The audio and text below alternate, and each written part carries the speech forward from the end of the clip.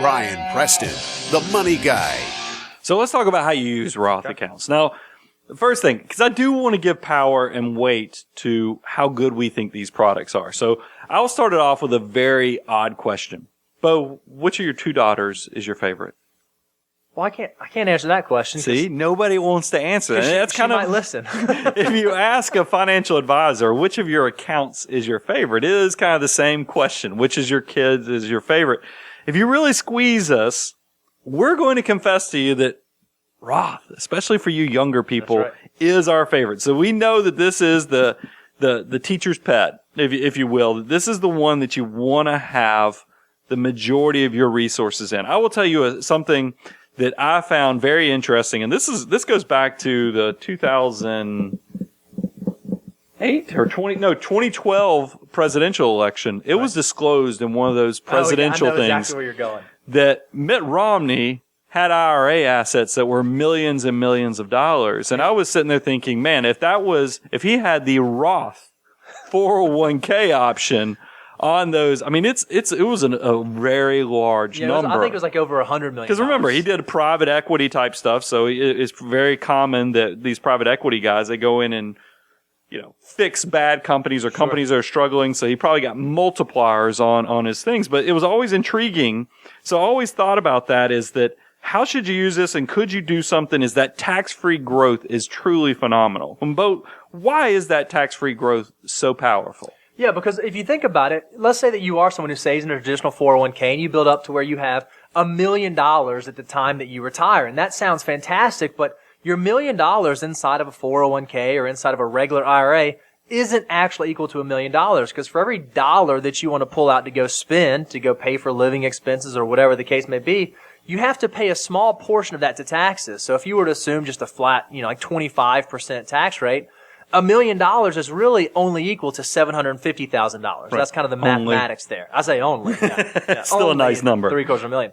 With a Roth IRA or a Roth 401k, if you build up $1 million in there, when you actually go to use that for purchasing power purpose, it is actually equal to $1 million.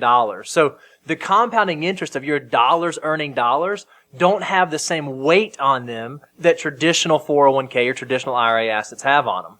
And then I wanted to, I know I've already mentioned the required minimum distributions that uncle doesn't come and knock on your door, but from an estate purpose, that is huge. I mean, that's why we see people, what's so funny is we will see people later in their life, because there's this journey. When you're younger, it's easy to tell people do Roth assets because you're in a low tax bracket. Right. And I'll go ahead and tell you, if a lot of you are trying to figure out when is the appropriate time in your employer plan, if you have access to a Roth 401k, a Roth 403b, or Roth 457, when do you do traditional and take that current tax deduction, and when do you flip the switch and now, go Roth? Right.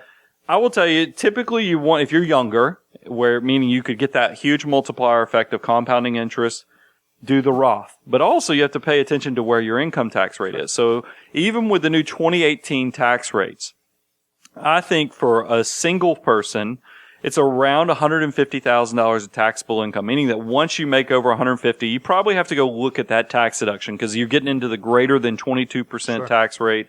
So it makes sense, or 24% tax rate. So it makes sense to consider taking that tax deduction. For a married couple, it's around $300,000. So, it's if you're trying to figure out Roth or traditional, that's your indicator. That's right. But here's the other side with the minimum required distributions. We see people young do Roth. Then when you get into your peak earning years, you go traditional. But then we see older investors come back to the Roth, not because they're thinking about just growing for themselves. They're now kind of intrigued by this required minimum distribution exemption because it allows them to build up assets that can be then passed or stretched to their heirs and continue to grow, for a long time without having the impact that you typically see with the taxation of these required minimum distributions. So that's a huge benefit. Also, there's a whole trend of people that I know we have our FIRE listeners who are trying to get out and work, retire way early. But there's also a trend of clients, and we have a number of them that just love working, and they get to 70 and they're like, man, I still feel good. I'm still super productive. I still have all these ideas of things I want to get out of my head and get into function.